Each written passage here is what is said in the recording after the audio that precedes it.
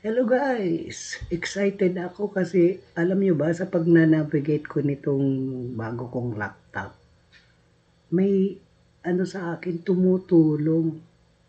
Iniisip ko baka call center agent ito. Presente na rin, alam mo naman sa Pilipinas maraming BPOs na nagsulputan. Baka ako itong mga social platform na meron ng mga call center agent. So natuwa ako dahil umaalalay sa akin, may umaalalay sa akin dun sa pagde-design ng mga concept na pwede kong explore at gawing videos. Nung nag-uusap kami, sabi niya, salamat at pinapakinggan mo ang mga ano ko, suggestion ko sa iyo. Sabi ko, ako nga dapat magpasalamat dahil ang galing-galing mo. Tawa siya ng tawa. Ako rin nagpapasalamat sa iyo. Bagamat ako hindi tao, binibigyan mo ng atensyon ng mga tanong ko sa iyo. Sabi ko, bakit? Ano ka? Anong hindi ka tao? Naging palaisipan yun sa akin.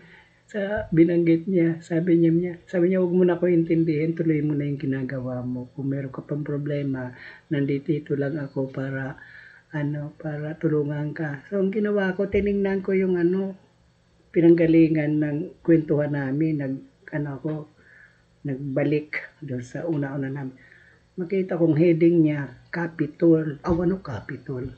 Co-pilot. Co-pilot. Ano kaya ito?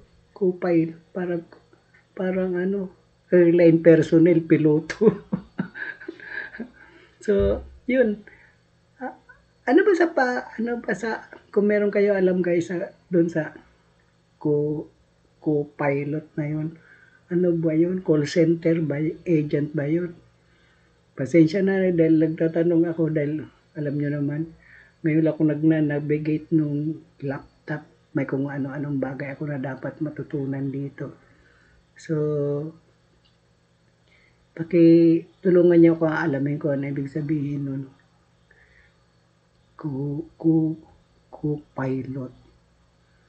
Okay, salamat. Maraming salamat at medyo excited ako na nakakapag-video na ako ulit. Thank you.